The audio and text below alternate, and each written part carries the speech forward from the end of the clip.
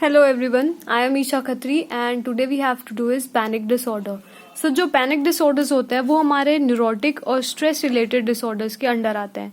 सो neurotic disorders कौन से होते हैं? ऑल्दो ये साइकेट्रिक डिसऑर्डर्स की बहुत लेस सीवियर फॉर्म होती है, बट न्यूरोटिक डिसऑर्डर्स में जो पेशेंट होता है वो आइदर एक्सेसिवली और प्रोलॉन्ग इमोशनल रिएक्शन शो करता है किसी भी स्ट्रेस के लिए. ओके, सो जो ICD-10 क्लासिफिकेशन हमारी होती है उसमें F40 to F49 हमारा न्यूरोटिक और स्ट्रेस रिलेटेड डिसऑर्डर्स के लिए होता है. सो F40 हम कर चुके हैं जो कि हमारा फोबिक डिसऑर्डर्स था. अब आता है हमारा F41. F41.0 हमारे पैनिक डिसऑर्डर्स होते हैं जो आज हमें करने हैं. F41.1 में हमारे जर्नलाइज्ड डिसऑर्डर्स आते हैं, जर्नलाइज्ड एंजाइटी डिसऑर्डर्स आते हैं. और F41.2 में हमारे मिक्स्ड एंजाइटी और डिप्रेसिव डिसऑर्डर्स आते हैं. और F49.9 में अदर एंजाइटी. सो मेनली जो F41 हमारा जो क्लासिफिकेशन है वो एंजाइटी डिसऑर्डर्स के लिए होता है. सो पैनिक डिसऑर्डर क्या होता है? पैनिक डिसऑर्डर करने से पहले वी शुड नो कि पैनिक अटैक क्या होता है. तो पैनिक अटैक एक इंटेंस फियर होता है that something bad will happen. Patient को एक फियर रहता है कि शायद उसके साथ अब कुछ गलत होने वाला है. समटाइम्स पेशेंट थिंक्स कि पैनिक अटैक उसको अगर आ रहा है तो दैट मीन्स कि उसको कोई हार्ट अटैक आ रहा है या कोई और सीवियर इलनेस उसे हो गई है. Okay, so that is panic attack. Panic attack का जो ड्यूरेशन होता है वो हमारा पीक लेवल 10 to 20 मिनट्स तक रहता है और वो आवर्स तक भी जा सकता है. सो जो पैनिक डिसऑर्डर हमारा होता है, पैनिक डिसऑर्डर में हमारी मेन जो सिम्टम आता है वो एंजाइटी.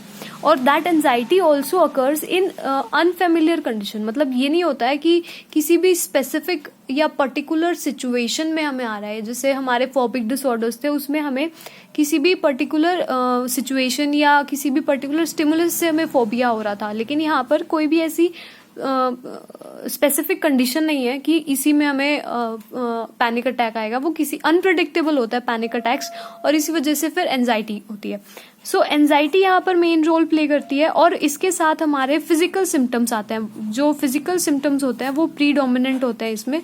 फिजिकल सिम्टम्स हमारे हो सकते हैं कि हमें शॉर्टनेस ऑफ ब्रेथ हो रही है या फिर पाल्पिटेशन हो रहा है, स्वेटिंग हो रही है या फिर रेस्टलेसनेस हो रहा है. तो वो हमारे फिजिकल सिम्टम्स आते हैं. और इसमें एक फीलिंग ये होती है कि कहीं पेशेंट को ये लगता है कि उसे शायद कोई सीवियर इलनेस हो गई है या फिर हार्ट अटैक की कंडीशन उसे हो गई है. ओके, सो इसके जो इटियोलॉजिकल फैक्टर्स होते हैं, इटियोलॉजिकल फैक्टर्स में सबसे पहले हमारा आता है जेनेटिक थ्योरी. जेनेटिक थ्योरी में हमारे रिलेटिव्स आते हैं कि जो उसके क्लोज रिलेटिव्स होते हैं अगर उन्हें ये कंडीशन पहले थी तो हो सकता है पेशेंट को ये कंडीशन अपीयर हो सकती है. सेकंड हमारे आते हैं बायोकेमिकल थ्योरी. बायोकेमिकल थ्योरी में हमारा क्या आता है? बायोकेमिकल थ्योरी में हमारा गाबा का रोल प्ले होता है. सो गाबा हमें पता है एक न्यूरोट्रांसमीटर होता है हमारे CNS के अंदर. सो न्यूरोट्रांसमीटर ये होता है तो इसका रोल प्ले क्या होता है कि ये CNS डिप्रेसेंट की तरह काम करता है. हमारे जो CNS की एक्टिविटीज होती है उनको डिप्रेस करता है. तो अगर इसके लेवल में कोई भी एबनॉर्मलिटी आ रही है तो that will leads to anxiety. Okay, so उसमें हमारे पेशेंट को फिर पैनिक डिसऑर्डर का ये एक फैक्टर हो सकता है, इटियोलॉजिकल फैक्टर हो सकता है. उसके बाद हमारा थर्ड जो आता है वो होता है साइकोडायनामिक थ्योरी. साइकोडायनामिक थ्योरी में क्या होता है?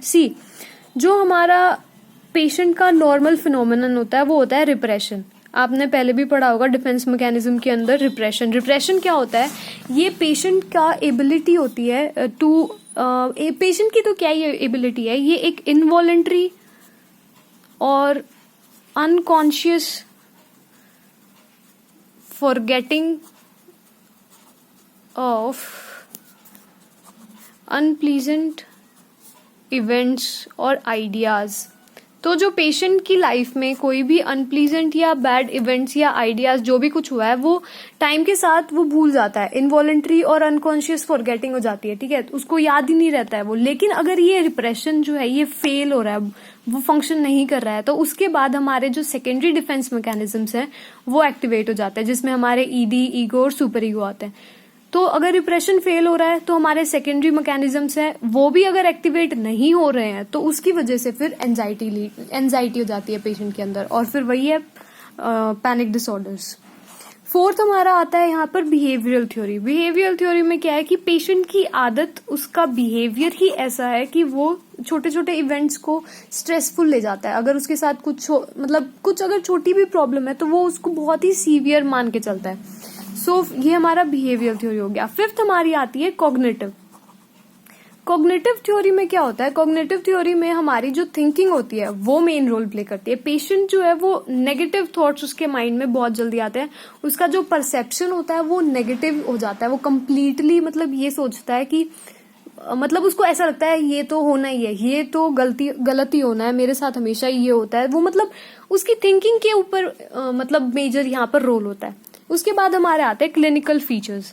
सो मैंने आपको पहले भी बताया था जो फिजिकल सिम्टम्स होते हैं वो अपीयर इसमें सबसे पहले होते हैं, और तो हमारी थिंकिंग ही होती है। फिजिकल सिम्टम्स में हमारी शॉर्टनेस ऑफ ब्रेथ हो सकती है, और हमारे पाल्पिटेशन हो सकता है, रेस्टलेसनेस हो सकती है, और इसमें हमारा स्वेटिंग होगी। आप अगर खुद भी अगर एक्सपीरियंस करें तो सबके साथ होता है। जैसे फॉर एग्जांपल एक छोटा सा एग्जांपल लेके चलो, ऑल्दो ये बहुत ही छोटा है, मतलब पैनिक अटैक्स का जो लेवल है उससे बहुत छोटा है, बट आप सोच सकते हो जैसे अगर आप किसी इंटरव्यू के लिए जा रहे हो और अगर आप कुछ ऐसा भूल गए हो अपने घर पे जो आपके इंटरव्यू के लिए बहुत जरूरी था, तो आप उस स्पॉट पर जहां पर बैठे हो आपको आपके दिमाग में वो चीज आएगी और आप फिर सोचना शुरू कर दोगे कि ये तो मैं भूल गई, ये गलत हो गया, अब इंटरव्यू खराब जाएगा, या कुछ भी। आपको स्वेटिंग होने लग जाती है, रेस्टलेसनेस होती है, बहुत एंजाइटी फील होती है। तो ये सारे हमारे पैनिक अटैक्स के जो होते हैं कैरेक्टरिस्टिक्स होते हैं, ठीक है।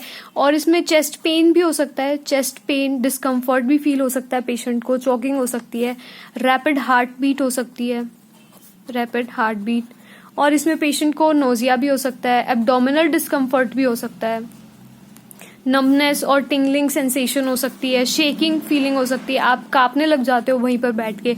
और कुछ केसेस में ऐसा होता है कि पेशेंट को फियर हो जाता है, फियर ऑफ डाइंग, उसको हार्ट अटैक, जैसा मैंने आपको पहले बताया था कि पेशेंट को ये फियर होता है कहीं उसको कोई सीवियर कंडीशन तो नहीं है, कोई सीवियर इलनेस तो नहीं हो गई है उसको।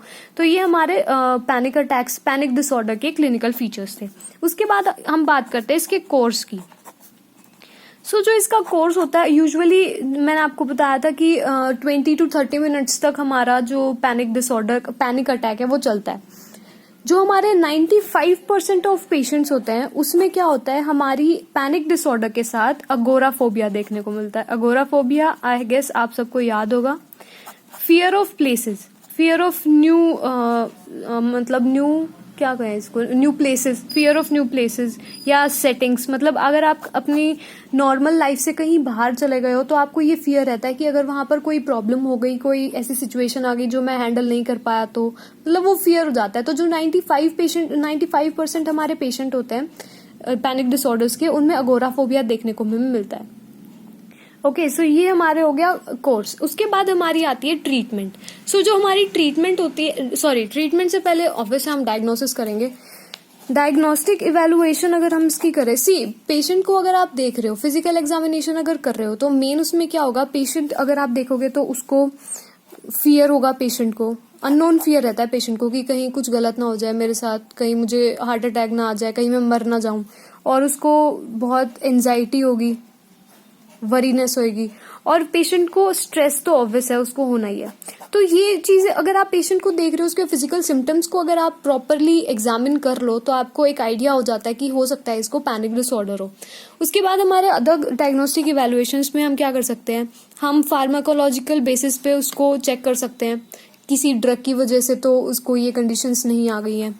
ड्रग्स में हम बात कर सकते हैं कि जो हमारे एम्फेटामीन्स होते हैं और अदर ड्रग्स होते हैं उनकी वजह से भी हो सकता है, बारबिटूरेट्स होते हैं या कोई ऐसा हमने ड्रग ले लिया है, तो सबसे पहले हम उसकी चेक करेंगे कि कोई फार्माकोलॉजिकल बेसिस पे, अगर उसका फार्माकोलॉजिक बेसिस पे हम उसका एग्जामिनेशन करेंगे, ठीक है, ताकि हमें ये आइडिया हो जाए कि कहीं पेशेंट को किसी ड्रग की वजह से तो ये नहीं हो रहा है, किसी अदर हार्मफुल ड्रग, जैसे लोग पी लेते हैं, गांजा पी लेते हैं और कोकेन, इन सबको यूज करते हैं, तो कैफीन, एम्फेटामीन्स, ये साइको एक्टिव ड्रग्स होते हैं जो कि हमारे ब्रेन के साथ, ब्रेन की फंक्शन, हमारी थिंकिंग के साथ बहुत ही ऑल्टरेशन करते हैं। उसके बाद हम सीरम ग्लूकोज मेजरमेंट कर सकते हैं, सीरम ग्लूकोज मेजरमेंट, ताकि हम चेक कर सके पेशेंट को हाइपोग्लाइसीमिया की कंडीशन तो नहीं है। थायराइड फंक्शनिंग टेस्ट कर सकते हैं हम, थायराइड फंक्शनिंग टेस्ट, जिससे हमें पता चल जाएगा कि पेशेंट को हाइपरथायरॉयडिज्म की कंडीशन तो नहीं है, हाइपरथायरॉयडिज्म। और इसमें हम देख सकते हैं यूरिन का सैंपल ले सकते हैं, सीरम का सैंपल ले सकते हैं, जिससे हमें टॉक्सिकोलॉजी के बारे में पता चल जाएगा कि पेशेंट को कोई ऐसी टॉक्सिक मटेरियल तो नहीं है उसकी बॉडी के अंदर। उसके बाद अगर हम बात करें ट्रीटमेंट की, सो ट्रीटमेंट में मोस्टली क्या होता है, ट्रीटमेंट में हम मेडिसिन दे सकते हैं।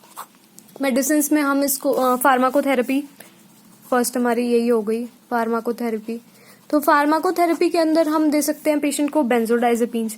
बेंजोडाइजेपिन्स हमने पहले भी पढ़ा है कि ये हमारे सीएनएस को डिप्रेस कर देती है, हमारा जो फंक्शन होता है सेंट्रल नर्वस सिस्टम का उसको थोड़ा सा स्लो कर देती है बेंजोडाइजेपिन्स। और इसके अंदर हमारे आ सकते हैं डाइजीपाम, लोराजीपाम, एल्प्राजोलाम।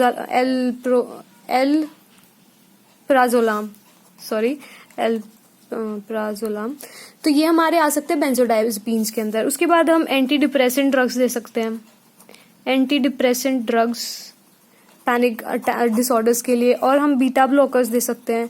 बीटा ब्लॉकर्स क्यों दे सकते हैं? बीटा ब्लॉकर्स जो है वो हमारी बॉडी के अंदर जो पाल्पिटेशंस हो रहे थे उनको कंट्रोल कर सकते हैं। जब हम एंजियोलाइटिक्स देते हैं, जो हमारी एंजियोलाइटिक्स मतलब जो एंजाइटी को डिक्रीज करते हैं, अगर वो काम नहीं करे तो फिर हम बीटा ब्लॉकर्स का यूज कर सकते हैं। उसके बाद हम बिहेवियरल थेरेपीज देते हैं। मेनली जो हमारे साइकाइट्रिक के डिसऑर्डर्स होते हैं उनमें यही काम करती है बिहेवियरल थेरेपीज। इसमें हम उसको रिलैक्सेशन थेरेपी दे सकते हैं पेशेंट को। इसमें क्या होगा, हम पेशेंट से ना मतलब उससे बात करेंगे, उसका जो मेन कॉज है पैनिक का उसको जानने की कोशिश करेंगे कि मेनली उसको ये डिजीज कंडीशन जो ये पैनिक अटैक्स आ रहे हैं ये आ क्यों रहे हैं, किस वजह से ये आ रहे हैं। ठीक है, तो इसमें हम उसको रिलैक्सेशन उससे बातें करेंगे और उसके साथ उसको एनकरेज करेंगे कि वो डीप ब्रीदिंग एक्सरसाइजेस करे।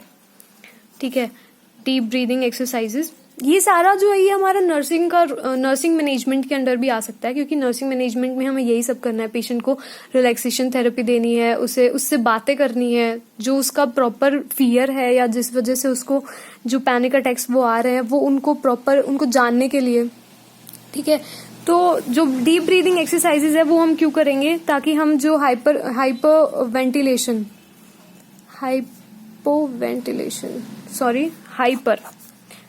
वेंटिलेशन का जो रिस्क होता है उसको रिड्यूस करने के लिए हम उसको डीप ब्रीदिंग एक्सरसाइजेस के लिए कहेंगे।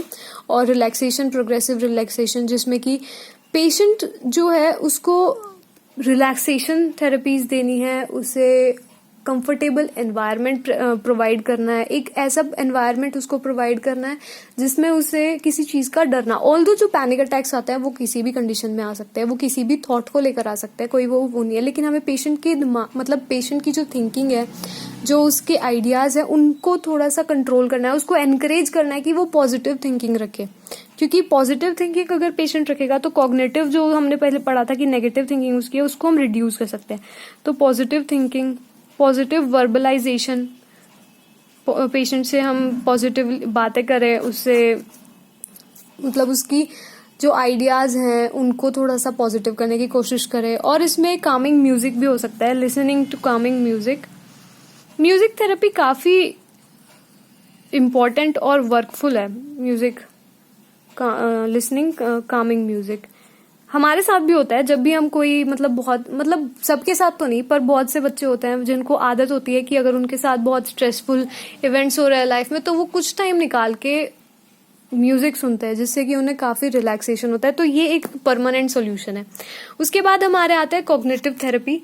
कॉग्निटिव थेरेपी के अंडर क्या होता है, कॉग्निटिव थेरेपी में हम देखते हैं कि पेशेंट को हम टीच करते हैं कि वो अपने नेगेटिव थॉट्स को निकाले। कॉग्निटिव थेरेपी में हम उसको एनकरेज करेंगे कि वो अपने नेगेटिव थॉट्स को अपने दिमाग से निकाले और पॉजिटिव वेज को मतलब पॉजिटिव वे में देखे अपने अटैक्स को।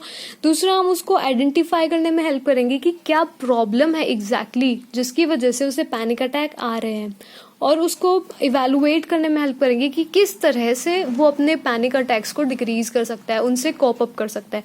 सो ये हमारे पैनिक डिसऑर्डर्स थे। सो पैनिक डिसऑर्डर ऑल्दो हम सब भी फील करते हैं, हम सब भी एक्सपीरियंस करते हैं अपनी लाइफ के अंदर। अगर मैं आपको अपना एक्सपीरियंस बताऊं तो जब काउंसलिंग हुई थी तो उस टाइम पर मुझे बहुत ही ज़्यादा एनजाइटी हो गई थी, बहुत ज़्यादा डर था कहीं मेरा एडमिशन ना हो, क्योंकि नेक्स्ट डे मेरे एग्जाम्स थे और उनमें मुझे कुछ भी नहीं आता था. So that is a normal phenomenon, सबके साथ होता है. पर कुछ जो पेशेंट्स बन जाते हैं वो वही होता है जो इनसे कॉप अप नहीं कर पाते हैं और सोचने समझने की उनकी जो शक्ति होती है वो बहुत डिक्रीज हो जाती है. So stay healthy. और अगर आपको पैनिक डिसऑर्डर आ रहे हैं तो अपने पैनिक अटैक्स अगर आ रहे हैं तो उनके जो फैक्टर्स हैं उनको फाइंड आउट करें और प्लीज सीक हेल्प, इससे पहले आप किसी सीवियर कंडीशन में चले जाएं. Thank you.